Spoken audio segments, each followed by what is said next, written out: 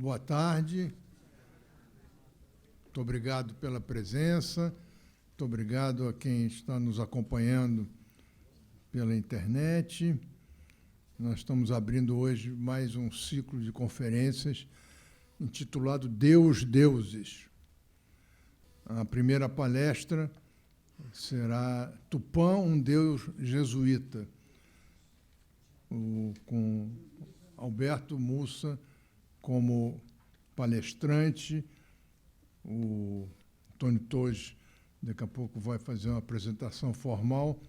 A coordenação geral do ciclo é do acadêmico Antônio Carlos Sequim e a coordenação desse ciclo é do Antônio Torres.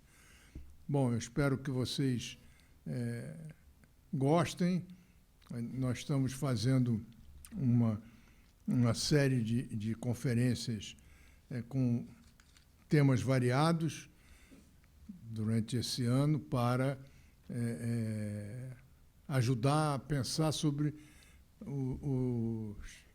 a importância, por exemplo, nesse caso, das religiões na história universal.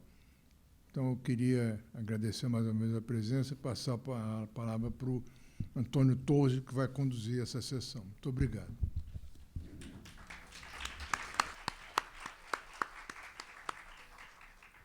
Obrigado, presidente Merval. Agradeço a todos, aos caríssimos confrades aqui presentes, confreiras. Confreira, mas vá lá, é o nome correto, né? Pela ordem, Rosis Cadastro de Oliveira, Fernanda Montenegro, Arnaldo Nisquier, Antônio Carlos Sequim, Ana Maria Machado, Evanilde Bechara, Ricardo Cavalieri, Godofredo de Oliveira Neto, Arno Velho e Carlos Nejar. Nejar, nossos sentimentos, nossas preocupações pelo seu grande Rio Grande do Sul, né? Nossos votos de melhoras urgentes. Saudar o meu querido amigo Alberto Mussa, grande amigo dessa casa. Por falar em escritor, o Edgar Teres Ribeiro, aqui presente, muito obrigado por sua presença. E dizer o seguinte: os mitos são incansáveis e costumam retornar onde menos se espera, dizia Claude Lévi-Strauss, antropólogo, filósofo e sociólogo.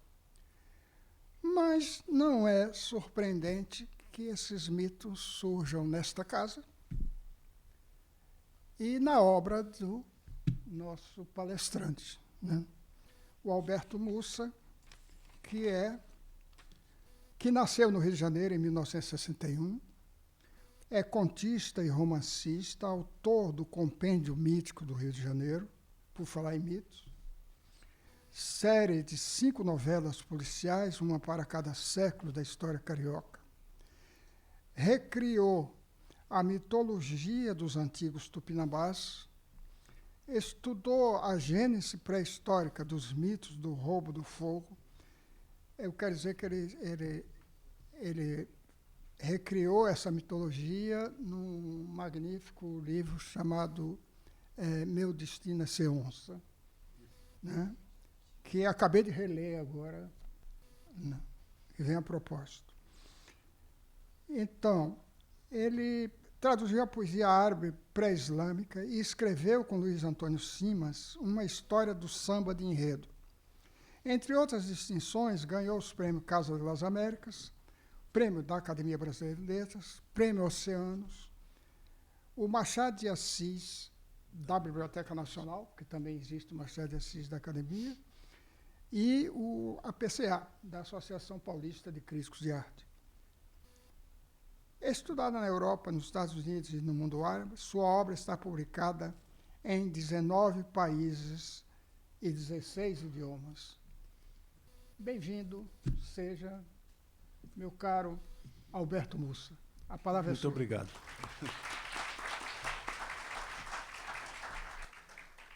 Senhor presidente, meu querido amigo mestre Antônio Torres, senhoras acadêmicas, senhores acadêmicos, minhas amigas, meus camaradas. É uma honra sempre voltar aqui na academia. Já é a quinta vez, se não me falha a memória, que estou aqui nesse microfone. Então é sempre um prazer para mim. Hoje vamos falar um pouco sobre essa personagem mitológica, né, Tupã, que no senso comum dos brasileiros, né, é um sinônimo de Deus, né? É alguém que é quase como se fosse apenas uma palavra em tupi que designasse o mesmo conceito, né? E a gente vê, por exemplo, que o primeiro grande difusor, né, e que empregou o Tupã nesse sentido foi, naturalmente, um jesuíta, o padre José de Anchieta, né? Nós temos na lírica, mas principalmente no teatro, né, do Anchieta, em que nós temos, por exemplo, eu vou fazer fiz questão de fazer a citação em tupi antigo, porque é a nossa língua clássica, né?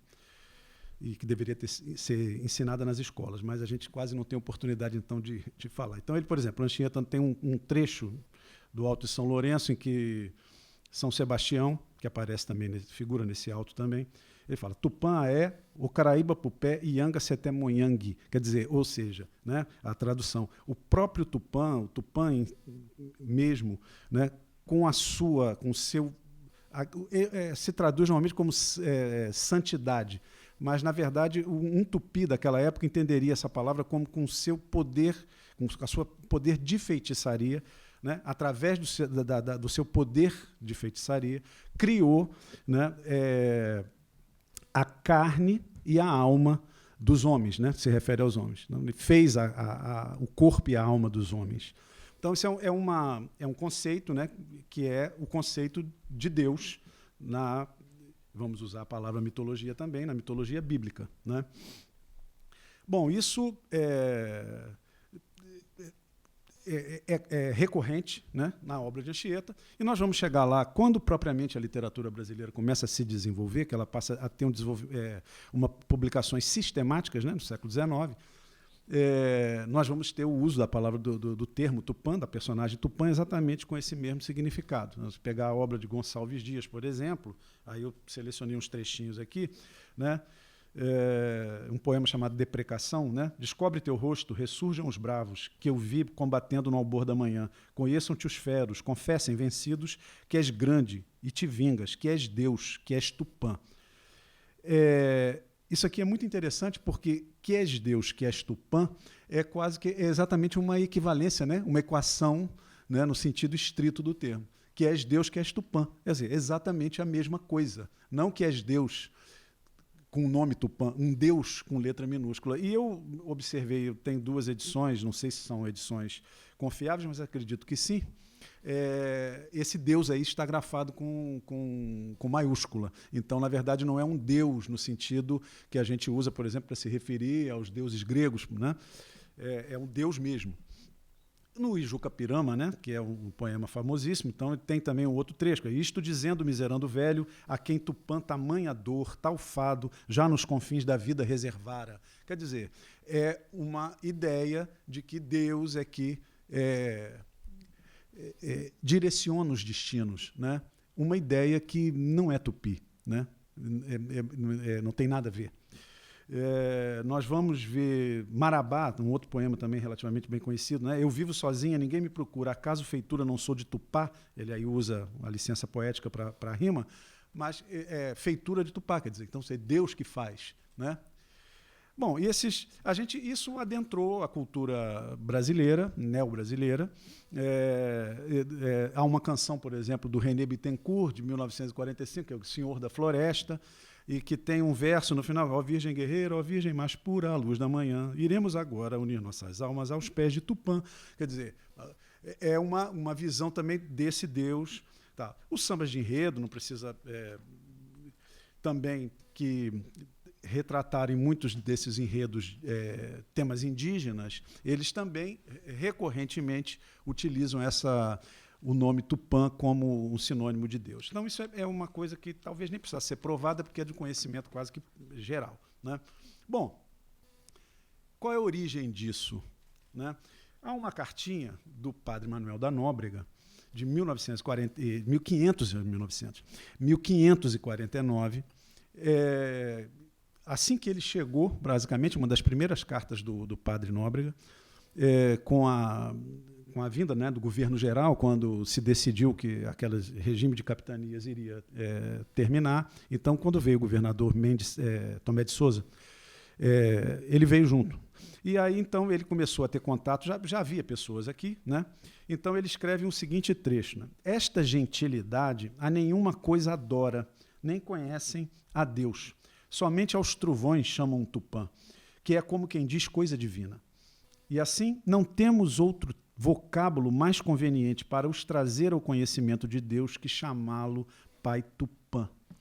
Ou seja, é uma criação dos jesuítas. Não sei exatamente se do Nóbrega ou se de outros. Eu acredito até que já houvesse, porque isso se estendeu de uma forma absoluta no território brasileiro, né, ocupado naquela época pelos colonizadores, e, inclusive, vários grupos, né, passaram a adotar, quando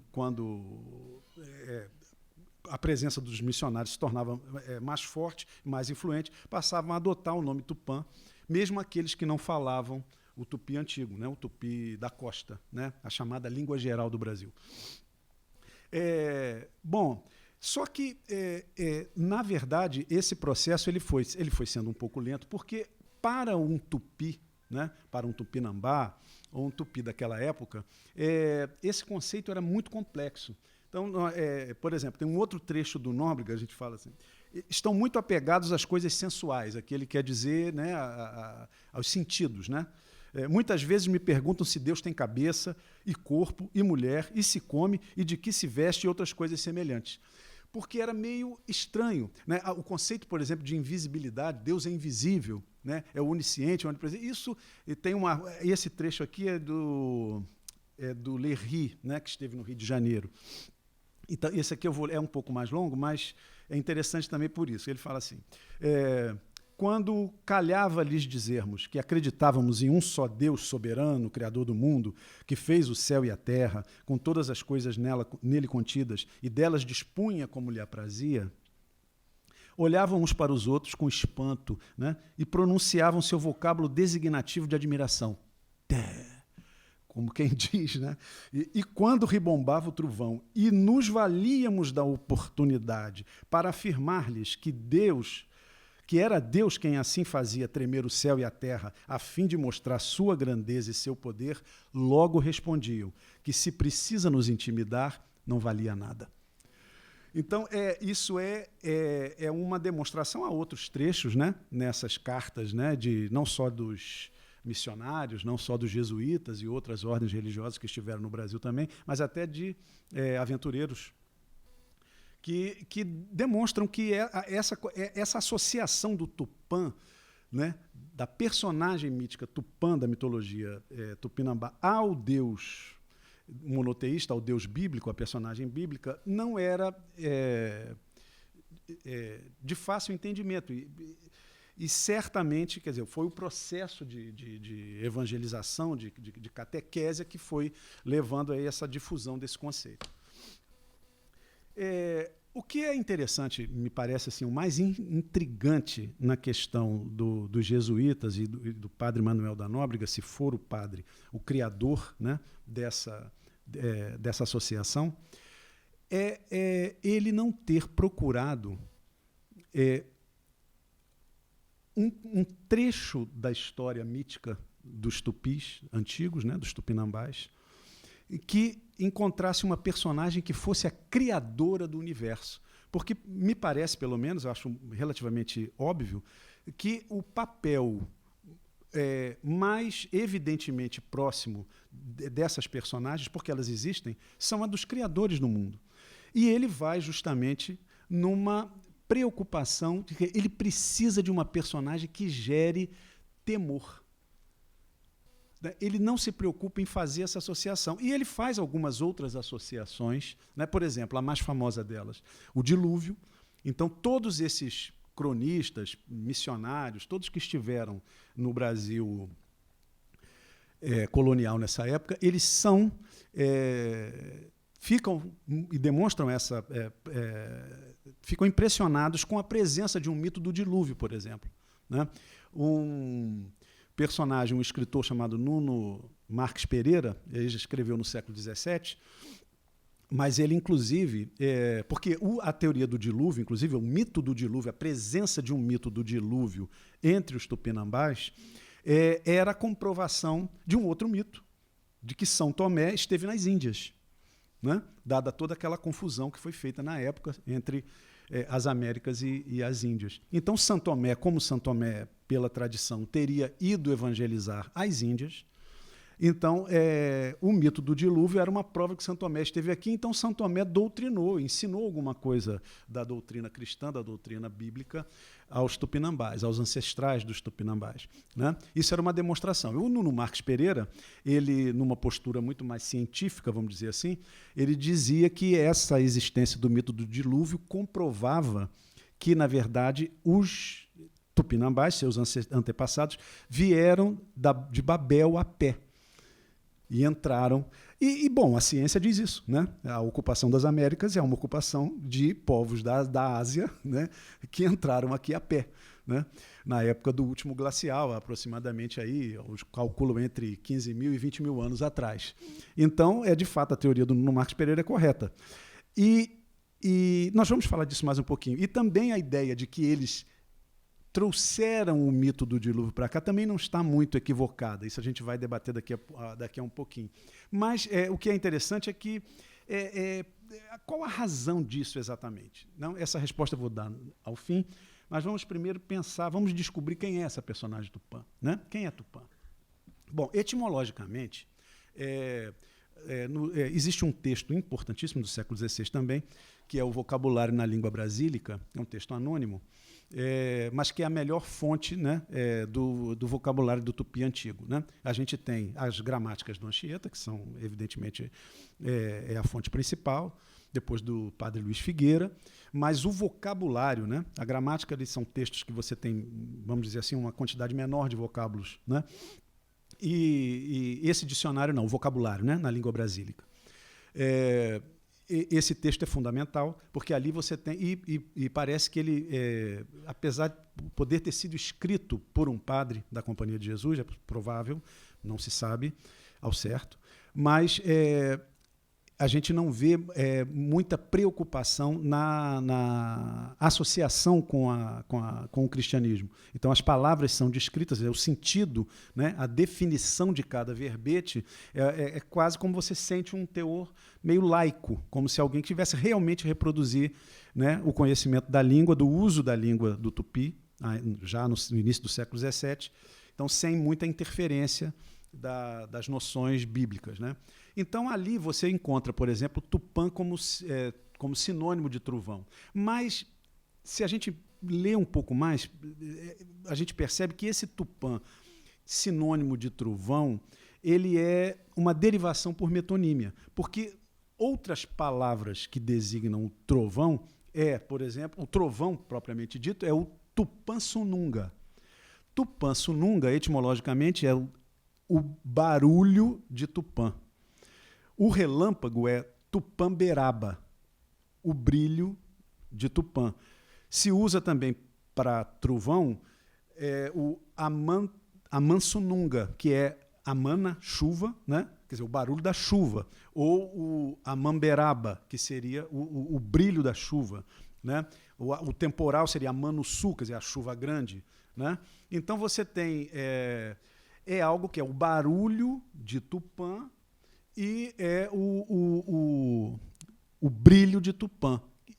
Bom, existe um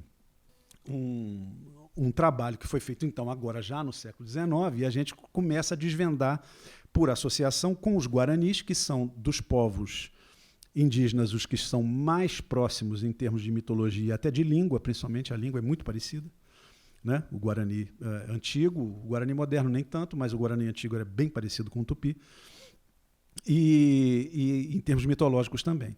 E então o Curti-Nimue Andaju ouviu de um Apapocuva Guarani, né, a chamada Apolinário, nos anos década de 40, 1930 e pouco, tá? Eu não anotei aqui, mas está aqui, é mais ou menos nessa época. Ele diz o seguinte, que Tupã, para os Apapocuva, que estavam um tanto isolados, né, da convivência com os padres, o Tupã era uma ave de mais ou menos 1 metro de altura, que tinha olhos de arara, penas vermelhas, um grande penacho em cima da cabeça, e quando ele abria e fechava o penacho, ele produzia os relâmpagos. E quando ele corria de um lado para o outro, ele produzia os trovões.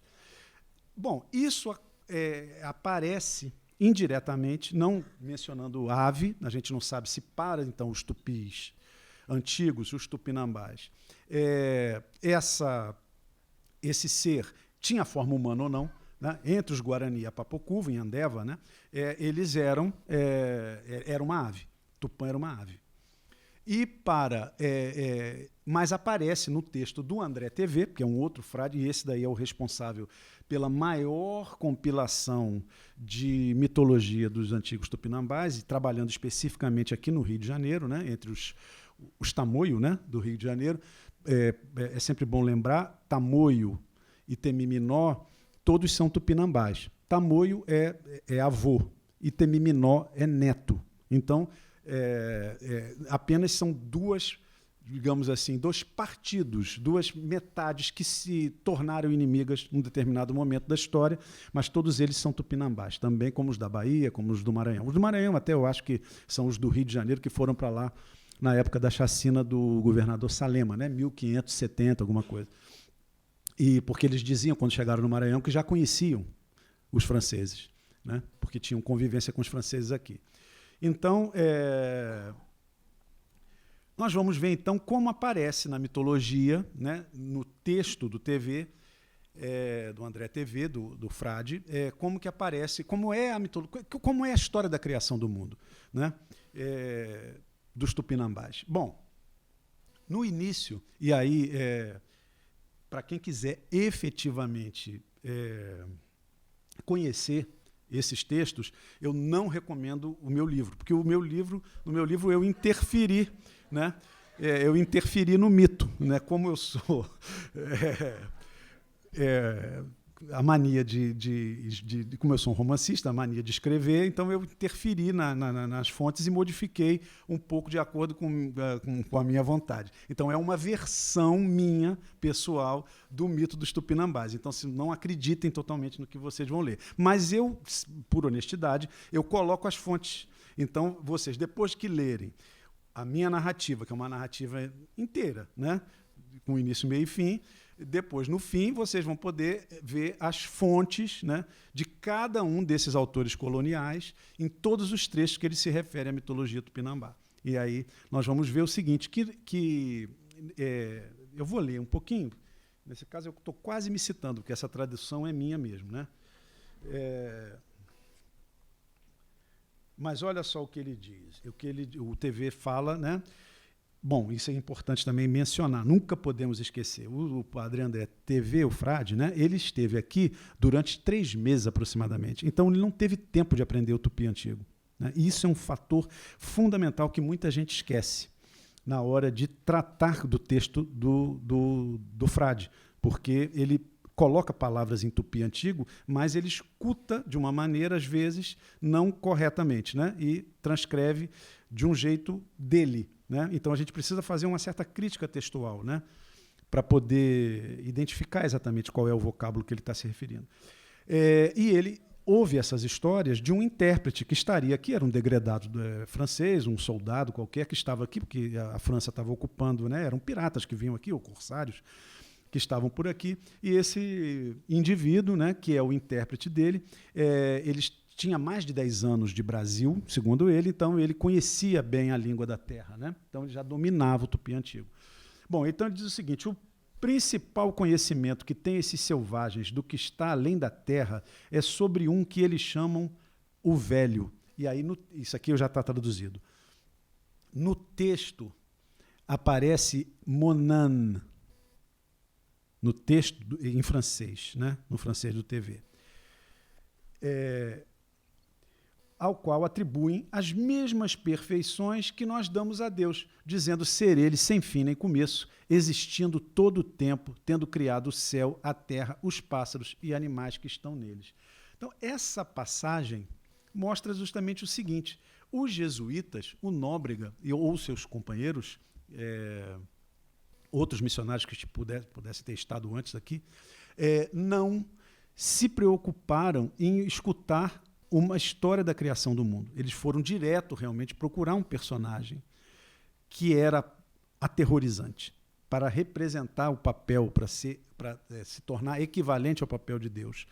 Mas a história da criação, eles têm um personagem que criou o céu e a terra, como Deus bíblico, né? E esse é um que ele chama de Monan no texto ali, Monan, né? Com um Nzinho no final.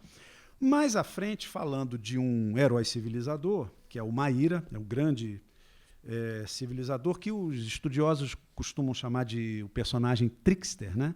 Que é o trapaceiro, né? Que é presente em quase todas as mitologias.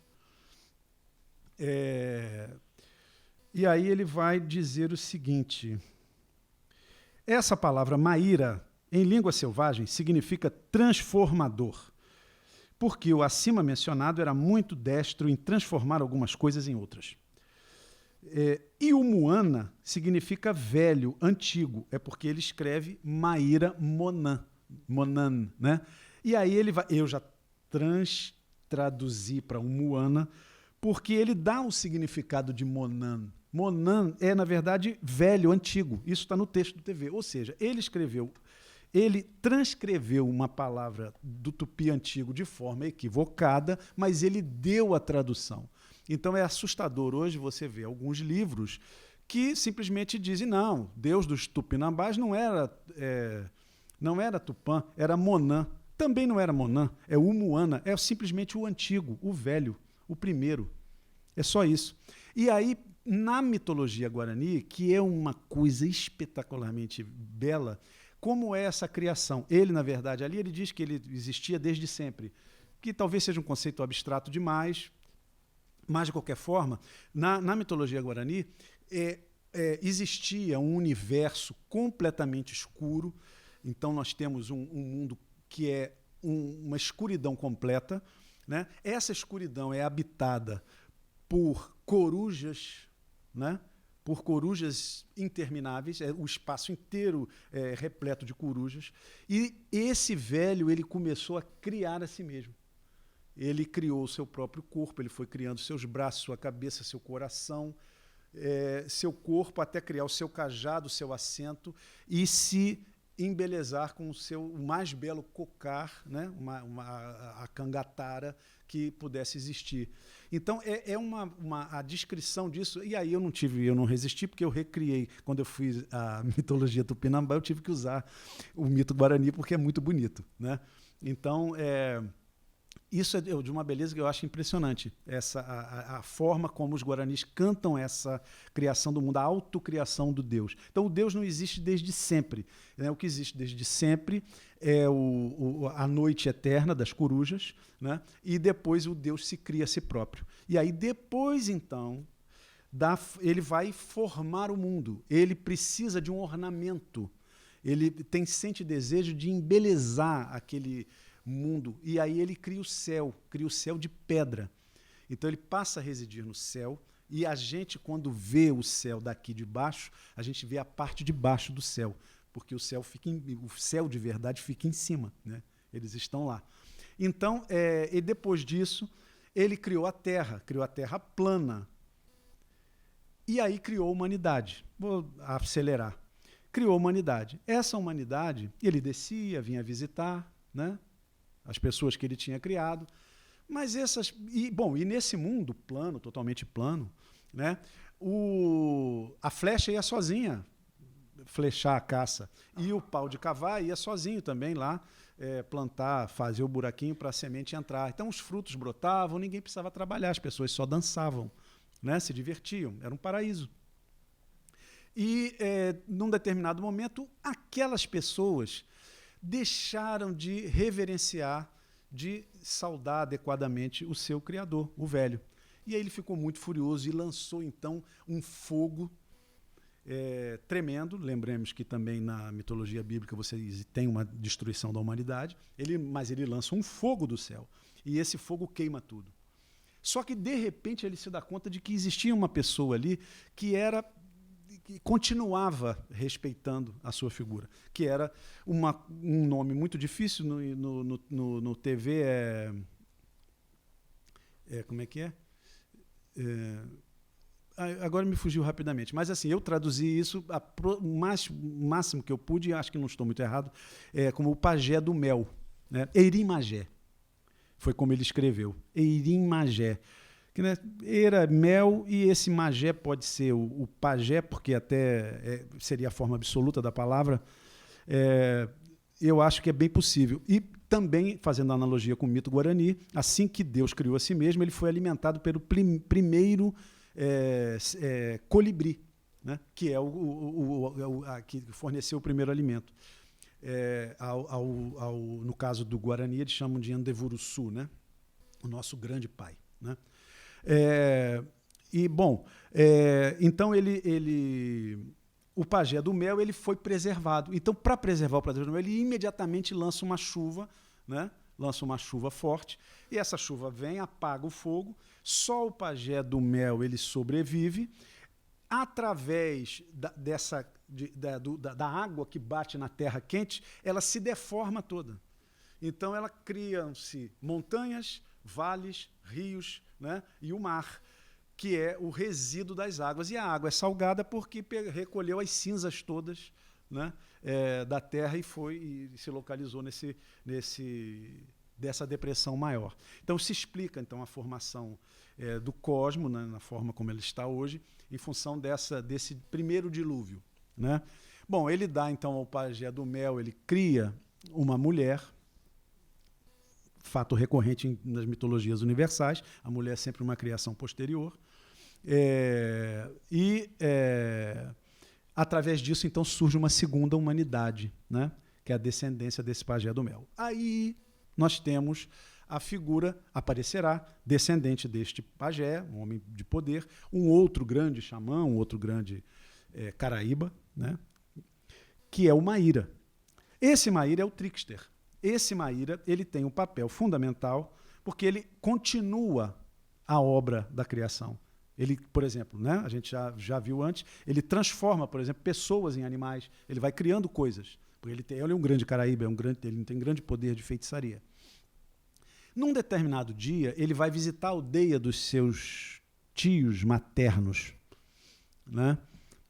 A sociedade tupinambá, você tinha, quando se começava o casamento, no primeiro momento do casamento, o noivo, né, e o marido recente, ele residia sempre com os sogros, né, na oca dos sogros. Depois é que ele, quando se torna um guerreiro, alguém mais respeitável, ele pode, então, construir sua própria casa e levar, então, a esposa para lá. Mas o primeiro momento do casamento, essa primeira fase, ele se reside com a mulher, né? Vocês chamariam isso de uxorulocalidade, uma coisa assim. Bom, então ele vai visitar, né, esses tios maternos com quem ele tem laços, né, de afeto, e quando chega nessa aldeia, todos estão mortos. E quem está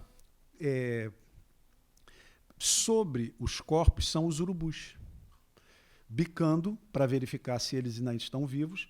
E ele, então, ele fica apavorado com aquela cena, não sabe o que aconteceu, fica escondido. E ele vê, então, que o grande Guaricuja, né, que é o urubu-rei, né, o maior deles, e isso é um fato também zoológico, né? Quando o urubu-rei se aproxima de uma carniça, nenhum outro urubu tem a ousadia de comer antes dele. Ele é o primeiro, sempre. Por isso é até chamado de urubu-rei por isso, né? Ele é o primeiro a comer, ele é o mais forte, é o maior, né? Então ele está ali, e esse urubu-rei, então, ele faz fogo. Quando ele faz o fogo, o Maíra ele fica impressionado com o fogo e sai do esconderijo assustando os pássaros. Então eles dão aquela revoada, ele corre, pega a acha de fogo e sai correndo. Aí tem várias versões. Um diz que joga na boca do saco pro cururu, que também é um tema recorrente, universal, né? Animais de sangue frio que são portadores do fogo, intermediários. E aí, bom, ele foge com o fogo e depois ele vai distribuir. Então, isso é uma das principais atitudes de Maíra. Só que, num determinado momento,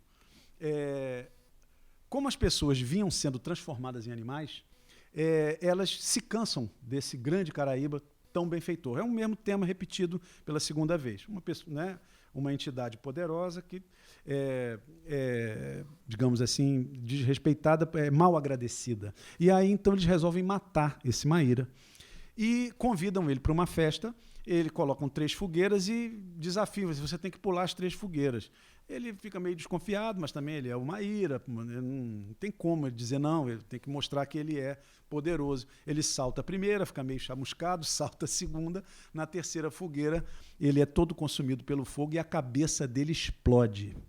Quando a cabeça explode, e isso está descrito lá no texto do TV, a cabeça dele explode, esse barulho atinge Tupã.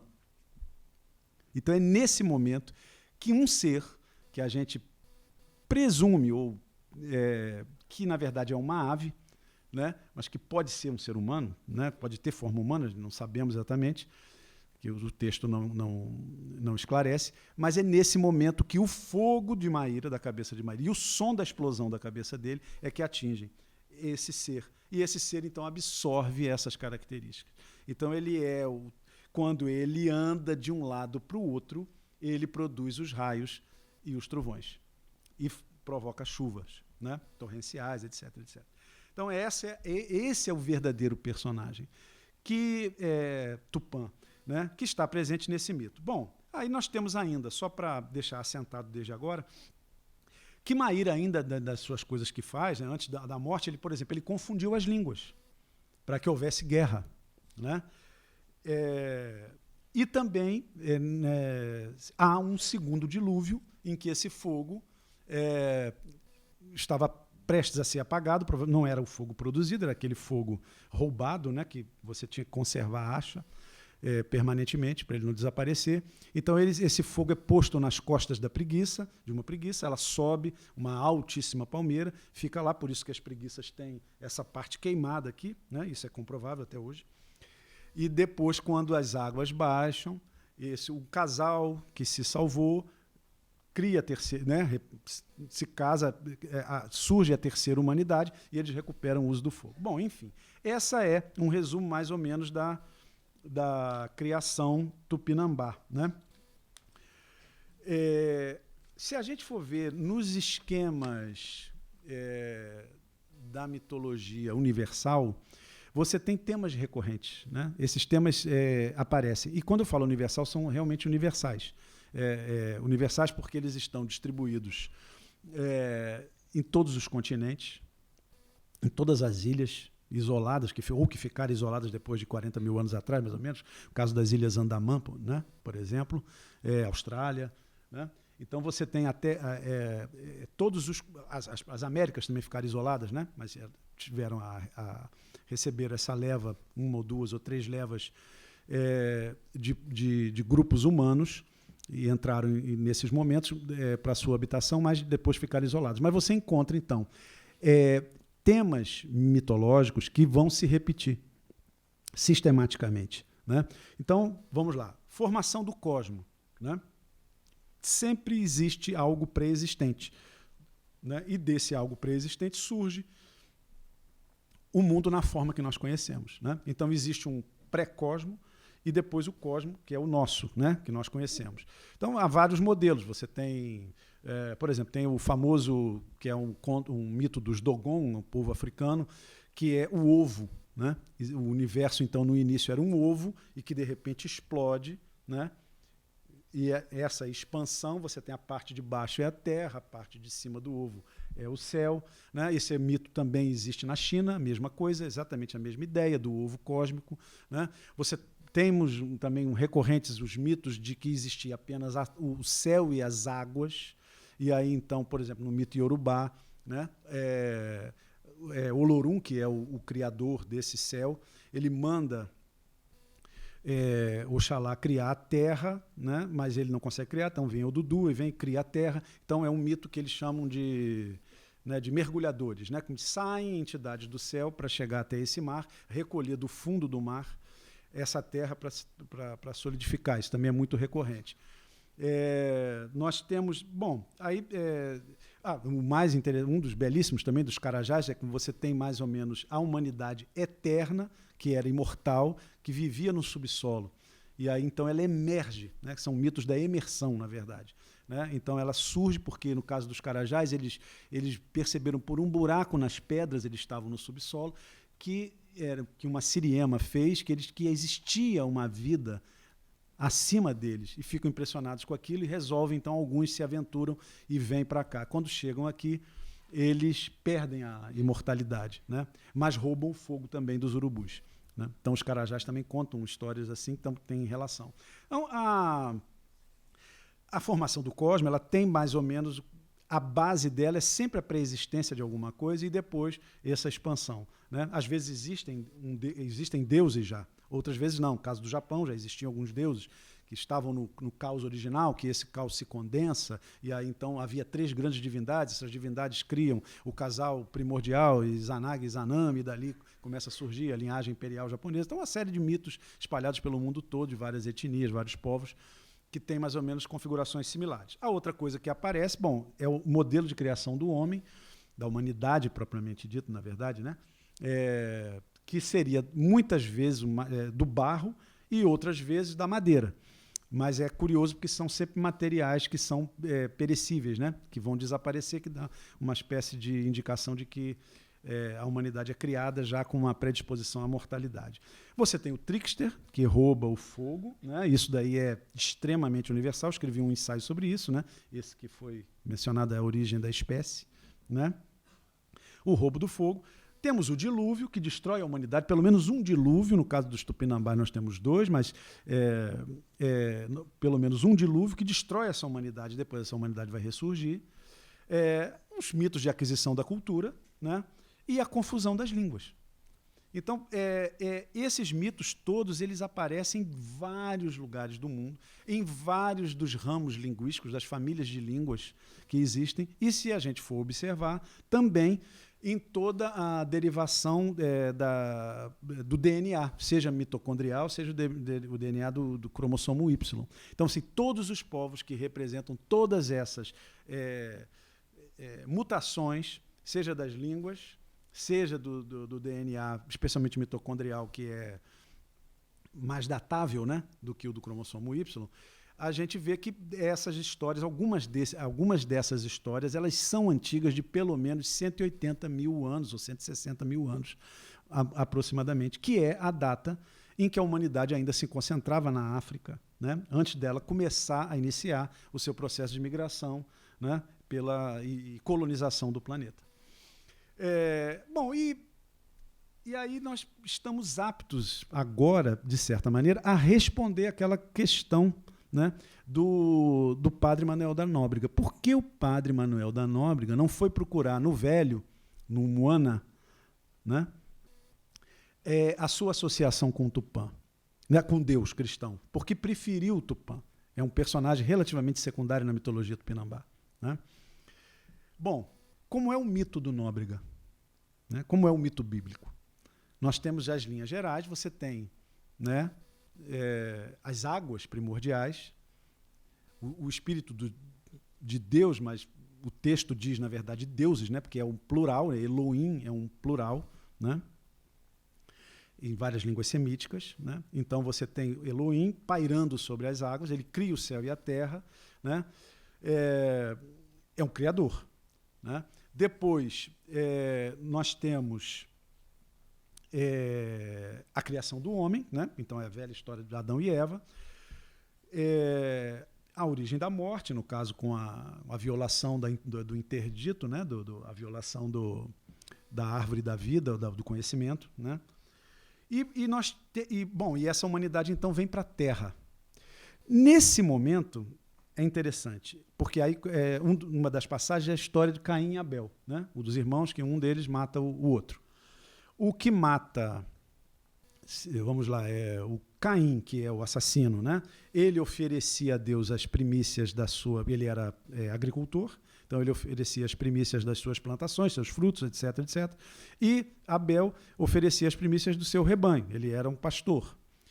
A gente pode presumir que essas ofertas, elas são, principalmente porque envolve gordura, envolve carne, eram tratadas pelo fogo, elas eram cozidas, mas não está explícito. Isso é omitido.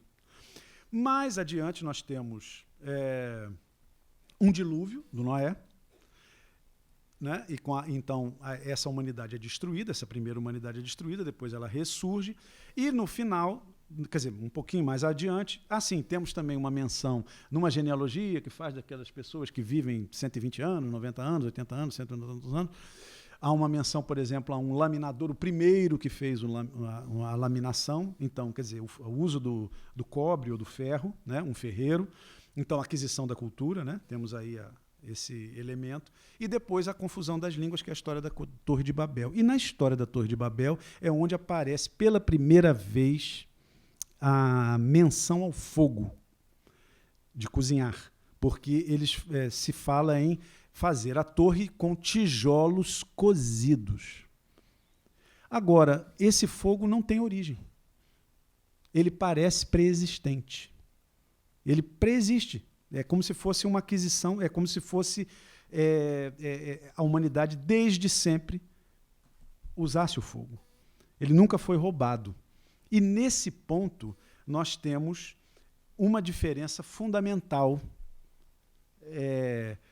para o mito, não só dos tupinambás, mas como o padrão dos mitos universais. A ausência, no mito bíblico, da passagem sobre o roubo do fogo.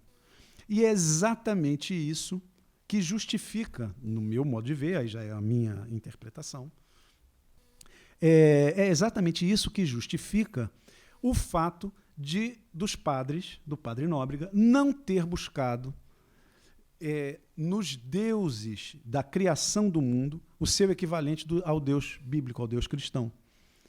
Porque, para o Nóbrega, era impossível entender, fazer essa associação. Ele precisava desse Deus poderoso que atemorizasse as pessoas, porque na mitologia do padre Nóbrega, a mitologia bíblica, não existe o roubo do fogo.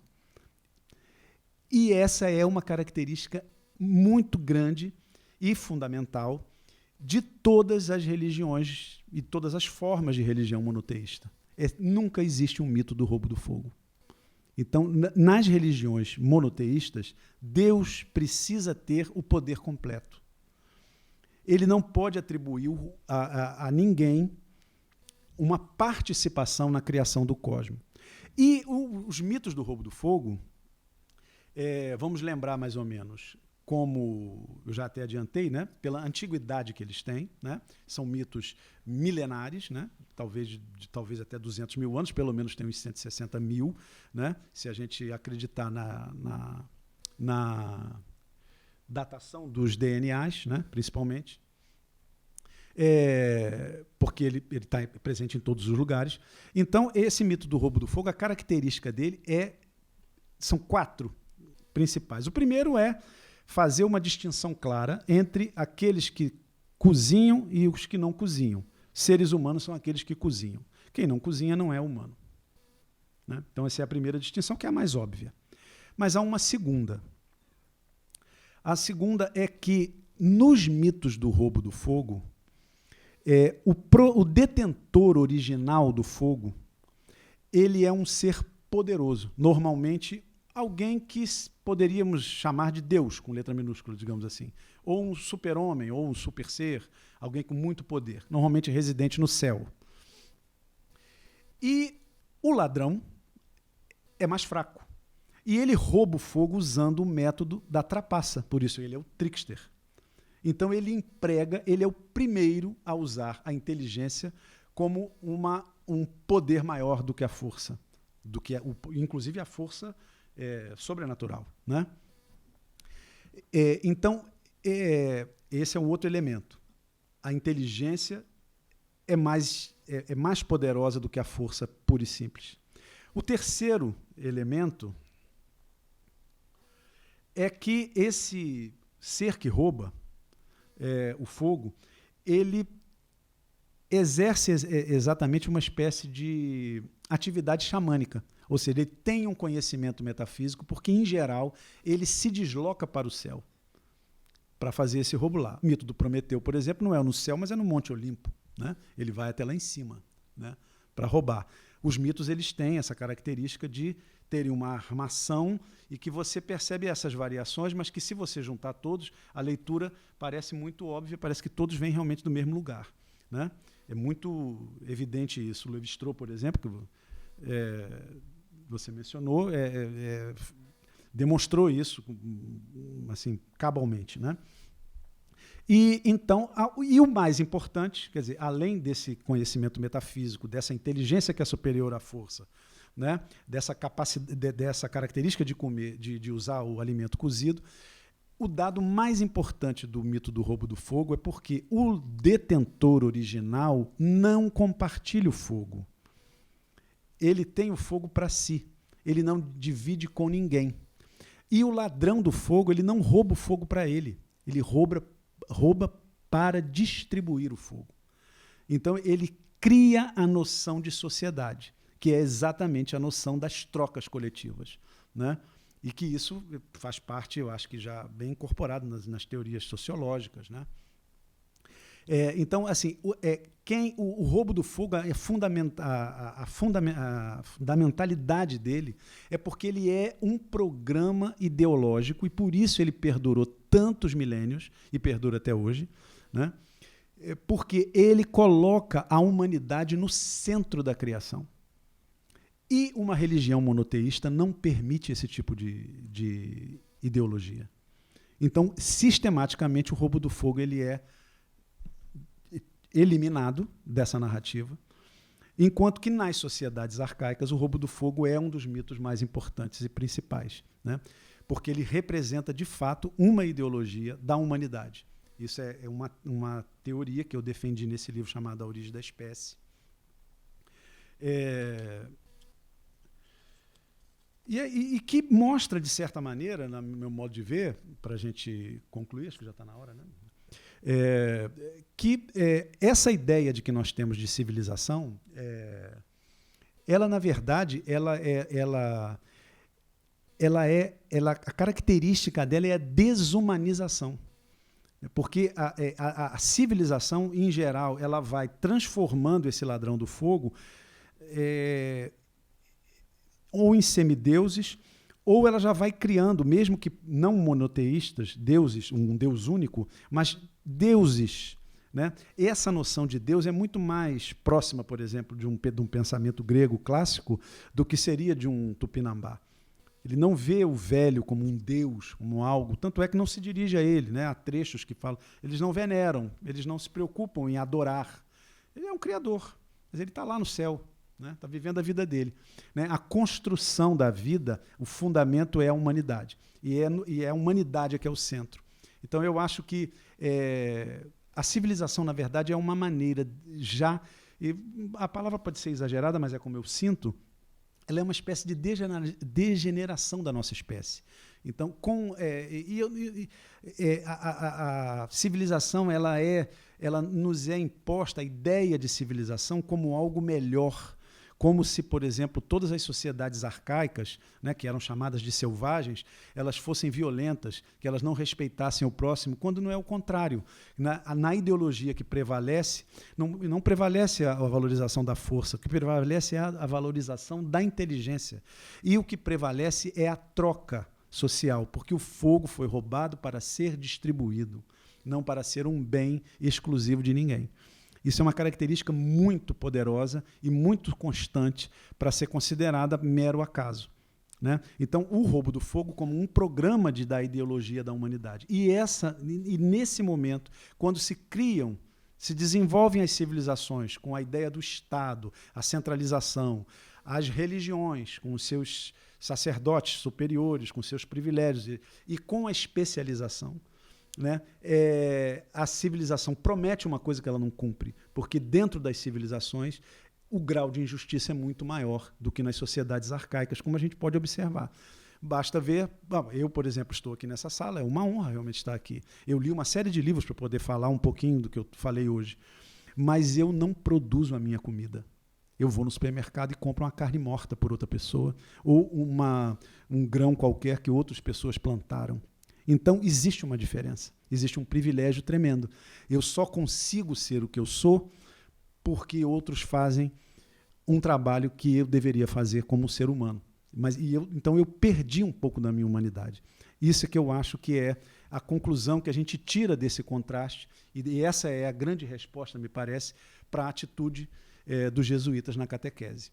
Né? É uma valorização de um ser superior que tem o destino dos homens, tem o destino da humanidade, que tem tudo, controla tudo, e que tira dessa humanidade o seu papel na história humana, na própria história. Então é isso, meus amigos. Muito obrigado pela atenção. Desculpem o tempo.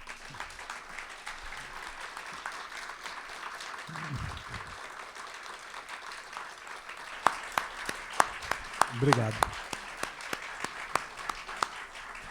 Nada a desculpar, Alberto Mussa. Sua palestra é um sucesso de público. Coisa difícil para qualquer escritor. Coisa difícil. Eu queria só... Eu fiz umas anotações, até para vocês não pensarem que acadêmico não faz nada, só recebe os outros, né? Só deixa os outros trabalhar. Mas não vou ter tempo de ler tudo que eu anotei sobre o tema do Tupã. Vou pegar um caso de um acadêmico chamado Oswaldo Eurico, um escritor amazonense que ocupou nesta casa a cadeira número 10, fundada por Rui Barbosa, e hoje ocupada pela querida Rosisca Dácio de Oliveira. 3 títulos de seus muitos títulos já nos dão uma ideia do quanto ele esteve vinculado ao nosso tema aqui. Contos e Lendas do Brasil, A Vida Imita os Contos, esse eu queria roubar. Né? A Vida Imita os Contos é um grande título. Né? É um grande título. Esse é um grande título. E Mitos Ameríndios, esse de 1929. Para Oswaldo Eurico, que durante muito tempo passou a ser conhecido apenas como o pai da Vanja Eurico, né? A grande atriz, os indígenas tinham uma singela noção de ente supremo, cuja voz se fazia ouvir nas tempestades. Tudo é isso que você falou, mas... Uhum. A de Tupã Sinunga, ou Trovão, cujo reflexo luminoso era Tupã Peraba, ou o relâmpago. Antes de os jesuítas os catequizarem, Tupã representava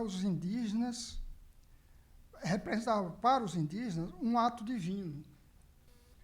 Era o sopro, a vida, e o homem a flauta em pé que ganha a vida com o fluxo que por ela passa.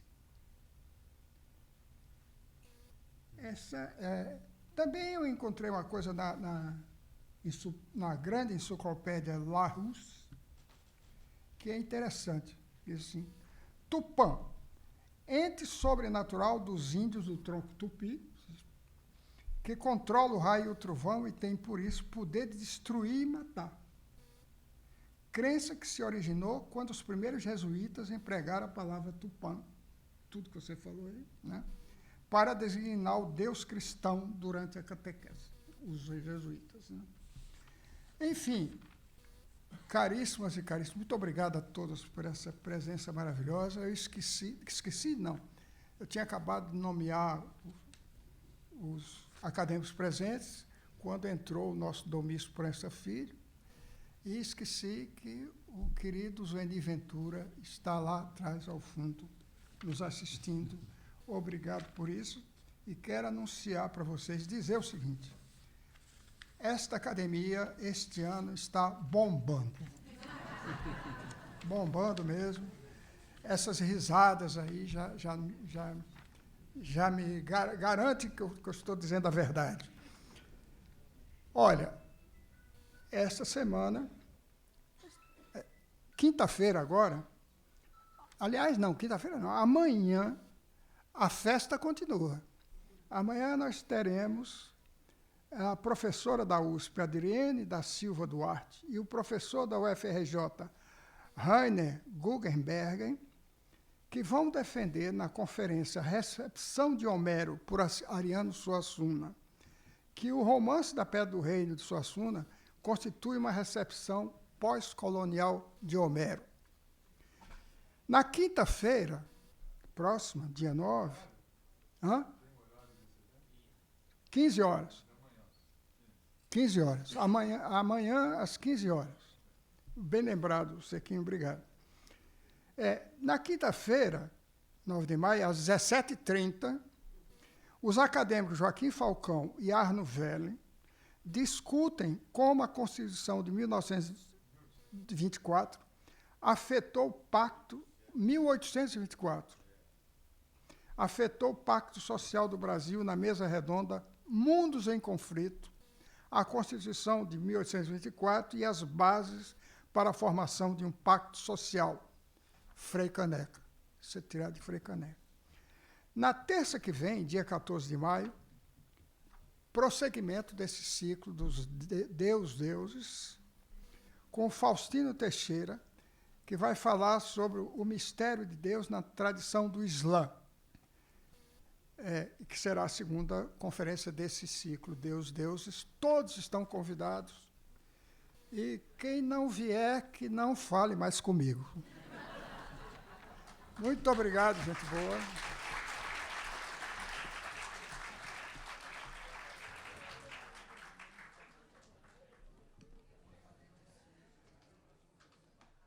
Moça, poxa, brigadão. Temos aquele